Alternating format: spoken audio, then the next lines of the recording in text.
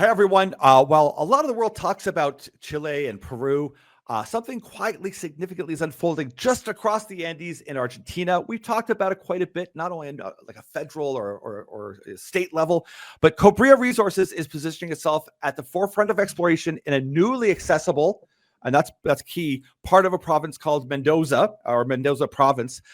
This area is historically underexplored and has really opened up. And we're going to talk about that opening up process too, how it's been. But this area has really softened its posture and aligning its efforts, realizing the need for critical metals and copper and whatnot. And this is a fantastic region because it's really down at the tip of, I'd say, like this Andean, at the other side of this Andean corridor. Kobrea's got 700 square kilometers of prospective groundwork to be done. And we want to talk about what's uncovered so far. And we're lucky to have the chief geologist here, Dr. Paul Johnston, who's a porphyry specialist. And we're going to talk about what's there, what's unique about it, and especially because you don't see a lot of really new underexplored areas in such a rich and vital area. So we're looking forward to speaking with Dr. Paul Johnston. Let's dig in. Dr. Johnston, how are you? How are things progressing with Kobrea? Very well. We just finished our field season. The seasons are opposite in Argentina, so it's now winter in the mountains. So we're on a pause right now for field work until next spring. But our initial field season went very well. We accomplished pretty much everything we had hoped to in the time that we had, and we learned a lot from the property. It was our first visit to many of the targets, and overall, I'm very impressed with what we turned up. And just to put I guess, frame this a bit in perspective. I mean, you've got like 37 years of experience. You've spent 18 years at Teck, and most people know who Teck Resources is. And you are a porphyry specialist, spending, I think, a great deal, or if not all, of your time in South America. You spent time in this region looking for porphyries.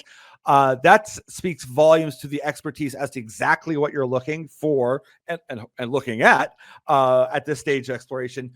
With all of that, and what attracted you to this area? As well as what you're finding so far. Yeah, well, as you mentioned in the intro, it's a region of the Andes, a segment of the Andes, which is similar to the other side of the border in Chile, that's hosting some of the largest porphyry systems known. That would be Los Bronces and El Teniente, Las Palambras. We see the same geological controls and the same geological environment.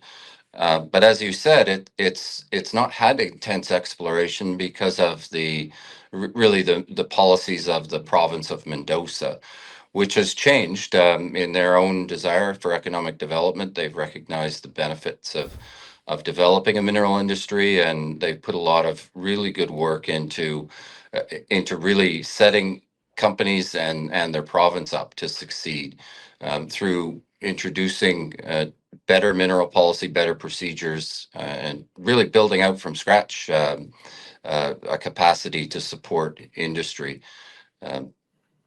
So that's something that we've recognized right from the start. They've been very, very supportive of us in Mendoza Province, and we've worked with them to really progress our programs. I have seen in other interviews as well, and people had asked, well, what's it like, kind of working with them? Is it a bit of an onerous procedure? And it was, no.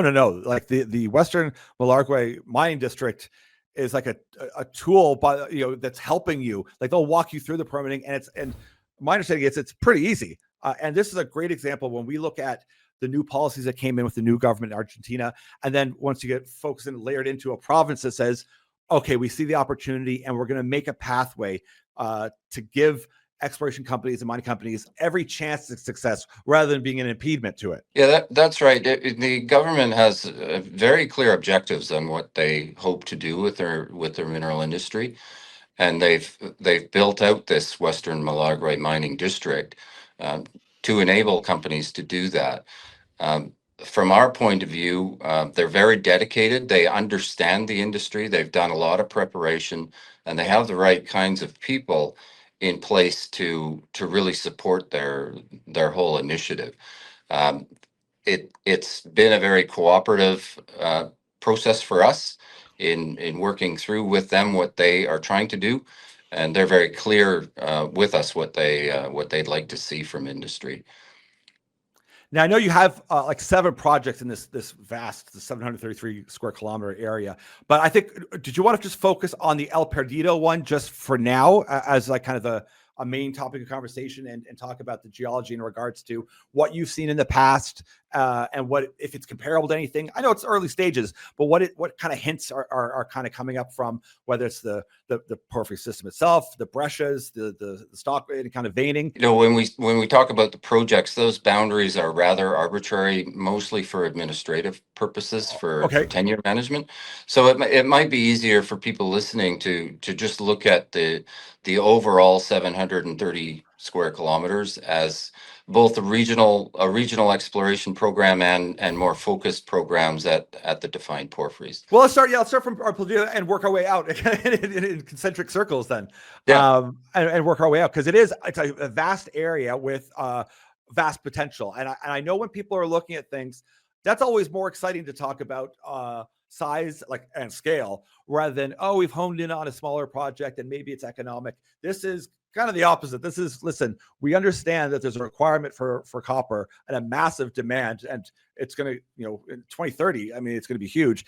And we need to find big projects and hopefully big discoveries. So with that in mind, tell us a little bit about El Perdido. What makes it special, especially from a geological standpoint? The thing that's most immediate is that it was mapped and is defined as a porphyry system. We're not going out and trying to locate possible porphyry systems. It's actually exposed and was mapped in 2013 by a major that outlined the general geology of the system.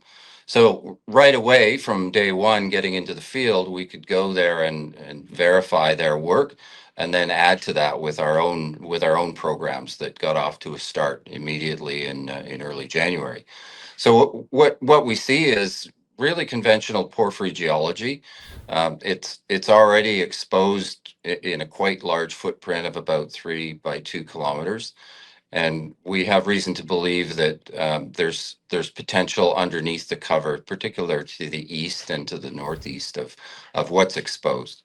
So in looking at that, our approach was to just get in there, take our newly built field crews in there to look at the geology and get a sense of what was mapped and what was missed. What kinds of things that they didn't pick up on, and I would say that everything was pretty encouraging. We saw some geological things in there that were really attractive to me and the rest of us. In particular, the amount of hydrothermal brecciation, which wasn't documented in the earlier work. But when we got up, particularly to the higher elevations of the project, there was quite extensive hydrothermal breccias. Now, hydrothermal breccias are quite common in porphyry systems, and they're a characteristic of the 2 big deposits in Chile at El Teniente and Las Bronces. We do see that timing of that breccia looks to be in about the right time in the evolution of the porphyry system.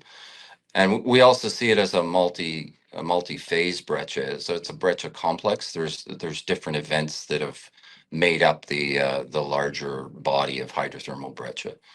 So that's pretty encouraging. The other thing that I would say about that is just the overall geometry. Typically, breccias form more towards the center of the core of the porphyry system.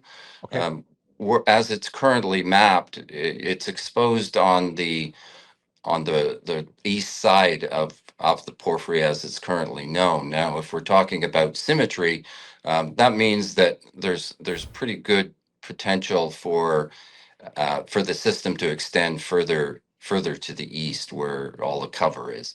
So we're quite intrigued by that possibility, and we'll be doing work to test that both through more field work and drilling that's planned for next season. So I know that for the first year, the goal was to develop some drill targets. Have you gathered enough information yet to kind of really focus in, or are you like, nah, we're narrowing in? But I mean, it's a large part of land. But where are you with other things that might be hinting at? I know that there's lots of quartz veining, A-type veining, and whatnot. Does that help to narrow down to give you a hint as to what targets you're looking for? Most definitely. In the simplest case, the copper mineralization is in general associated with potassic alteration and the most intense veining. So in our visits to the property and the work that we did there this last season, we can outline where the porphyry or where the potassic alteration is exposed and mappable, and we can also see where the most intense veining is. So that's the logical place to be able to position drills. We're not planning a really aggressive drill program at the start. We're testing the hypothesis that this is a copper bearing system. So we want to get the drill in the place that has the most probability of intersecting good mineralization. So yes, we are able to do that from what we can see exposed. That drilling will also put us in a position to really understand the full geometry of the system, and where subsequent drilling might be planned. And this is a 2 times 3 kilometer alteration as well, right? So it's a As lot. It's just exposed, it's exposed. Yeah, large. yeah. Yeah. Sorry.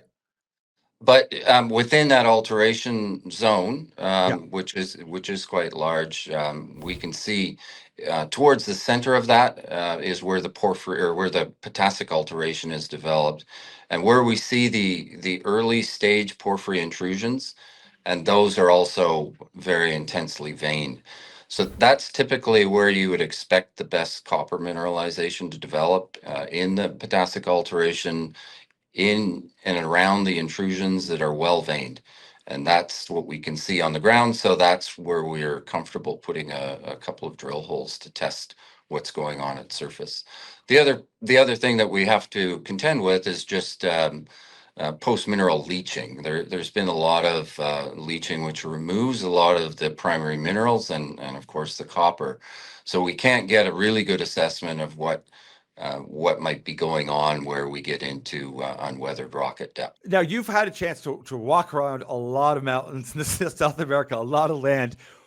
I know it's early, but is there anything that's kind of drawing parallels, or you kind of like, that you're standing out going, oh, we're really, this thesis is really developing at a good rate or a positive rate? Like what's your overall sense? And let's kind of leave more the science part out of it, because getting a sense of things is a lot different than here's the data. So do you have, just from your own experience of field work, of what you're seeing thus far? Well, often you have to spend quite a bit of time just to determine if there's a chance a porphyry system is around. You don't often, in it, particularly more intensely explored areas like Chile, most of the exposed porphyries have been identified and looked at. So in those regions, you're looking for inferences that there might be a porphyry system at depth, and you have to put a lot of work and money, of course, Yeah. into trying to figure out where you might want to invest your money. The thing about El Perdido and the Kobrea portfolio in general is that right off the bat you're on a porphyry that's clearly a porphyry system. It's large. It has evidence of copper mineralization within it, and it's never been drilled. So that means it can be advanced extremely quickly. When you look at the timing of when Kobrea was public, and the speed at which we've been able to go to the project, look at the porphyry system, and then determine where it needs to be drilled that's quite exciting for us. You can't often do that. No, it is great to know already, because you can spend a fortune just trying to find a porphyry system and then to go after it. So maybe as we kind of ripple out, I saw that you have done. I think you've completed the like a wide airborne survey as well, covering the entire 700 square kilometers. So that's been completed now. Is that correct? That's correct. Yeah, Okay. we finished that a few weeks ago. We're still waiting on the final process data from the contractor who flew the survey, but that will be a very valuable survey at different scales. both in identifying targets, helping us understand controls on where porphyries might be in place, but also we did some more detailed flight lines over top of the two known porphyries, and that will be very helpful for us to uh, really make interpretations on what's going on in the subsurface. We're seeing already in the data that we can help extrapolate from what's exposed to what's undercover. Nice. What other things that that you're looking at right now to help narrow down these targets? We're waiting on the survey results. That'll give you a lot more data information. I'm sure you're waiting to compile all that. What other things are we should be looking forward to or should be paying attention to that might be coming down the pipeline here? Right. Well, the other obvious thing is the use of multispectral imagery or Yes. satellite imagery. We've undertaken a study that's ongoing at the moment. Um, Look at responses that are likely related to hydrothermal alteration. Satellites have been up or circling the planet for many decades now, and there's lots of data and lots of experience out there. But because of as we mentioned before, the situation in Mendoza, nobody was too interested in really investing in that kind of work when they knew that they couldn't get any permits to proceed. So that's another area where there really hasn't been a systematic approach to, at least not that we're aware of, to multispectral work. That can be really valuable for us to identify targets and put our people on them as quickly as possible. Yeah, and to think that I mean, this has kind of been 30 years that it's been just kind of there. Even if you had access to reasonable technology back then, in 30 years, it's been light years of difference of the different tools that you can apply to help narrow down targets. Yeah, that's correct. Most of the targeting that was done in the province was done decades ago, and it was done by just visual examination, people walking around, traveling around through the area and identifying things that looked from a distance like hydrothermal alteration. So we have much better tools available to us now. Mendoza, if you want to think, it's like it's been frozen in time for the last 30 years, and for me, you ask me what's exciting about it. Well, when an explorer has an opportunity to get into an area that very few people have looked at before, I think it really enhances the chance of discovery. And I don't mean this in a critical way, but like 30 years ago, there's data that this is a porphyry. Of course, having all this technology and new techniques and all that, and you've talked about some of the difference. Like, what are some of the things, just to recap, that were missed, I guess, or things that you found in addition to from just boots on the ground, from the work on the ground, and with the aid of technology thus far, to kind of say what also is indicating or reconfirming the old thesis on top of this newly developing one for the area? Well, it's really just exploration efficiency, I guess, is the simplest way to explain it. It's a big region, and if you have to just get in by foot or by horseback, it can take a long time. You have to decide where you're going to go, and you have to you have to set yourself up to get in there, which can be can be a lot of work at times. So if we can use the current technology to identify smaller areas within that 700 square kilometer block, it makes it much more efficient for us to go look at them and assess them and put priorities on where we want to do follow-up work. And we're in the process of doing that now. All the things that we've been talking about outside of the identified porphyries at El Perdido and El Destino, that's what our focus is to really do an inventory of the alteration that we see and the potential porphyry systems that they're in response to. So we'll continue with that work, putting priorities on the whole known set.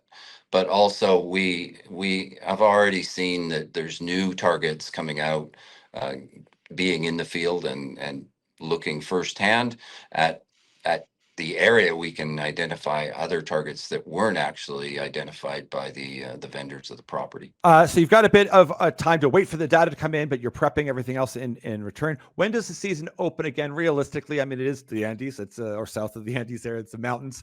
When as far as getting back on the ground, what's the time frame in theory? Yeah, I think realistically, from the history there, it's about December, early December. Yeah. Is when we can expect to go. Sometimes it can be a little earlier, sometimes a little later. But yeah, we're planning around December 1st for when we can get back in there. Obviously, if the weather permits, we'll go in there earlier. It's not really a big deal if if the snow goes away 2 or 3 weeks before that. We will just go in there sooner. And then it really goes to roughly the end of April is when you're in a transition into the winter conditions, and that's a day by day thing. Last year was a particularly severe winter. We're not expecting that next year, so we should be getting a good large stretch of field work in next year. That's what we hope for. Obviously, you're in a big zone. It's a fantastic area, and you're a porphyry specialist. But what are some of the factors that really drew you to this project that other than the other ones? I mean, there's lots of projects in that region. Well, in additional to the attractive technical aspects, it's really the people. The people at Kobrea share the same commitment to discovery that I have. They're enthusiastic. They've got good ideas, and I think that being in that kind of environment is, as a professional, really rewarding. I mean, it can't be said enough. I mean, everyone says it. It's the same thing, especially exploration. Yes, you have to have money, but it is the people. Like you have to look at the management, at the experience, at the team, and then it's that cohesiveness. Do they work together? Does everyone got the same objective? And sometimes I just assume it is, but not always is it the case. So it is important that you bring that up. Is that everyone has the same goal and that eagerness to make this work? That is an important factor to keep in mind. Yeah, I know it is, certainly for me, and it's often what leads to your success as a company. Good. Well, we're going to keep our eyes peeled to see when the data comes in, and I mean, you'll have to have a good bit of time to compile it all, to go through it all, but to see what is further revealed, because we like these. We love big systems. We love copper. We love stories that haven't been able to be told for whatever reason. Sometimes it's glacial abatement up in the northwest of BC. Other times it's a region that people have wanted to get at and they just couldn't. And this fits that kind of undiscovered story that people like. It's got scale. It's exciting because it's treasure hunting, and people haven't been in there with new techniques, with new technology. So we're looking forward to seeing, as whenever data starts flowing in, to see what you guys come up with, what it's telling you, and we'll catch up with you again to see what's being revealed and what kind of targets you're finding, and if it's on par with what you're hoping and expecting. Yeah, okay. Certainly, we'll keep you up to date. It shouldn't be too long before we have the two main data sets in our hands within weeks, and we'll be processing that and working with it through the time we're here in Vancouver. Fantastic. Well, I'll look forward to hearing that and seeing the news release as well. We really appreciate you taking the time to explain this, because it's an exciting area, and Argentina is seeing just a boom. And we're seeing other places too kind of wake up to the need for all these metals, for whether it's data centers or it's the energy transition, or it's EVs or robotics.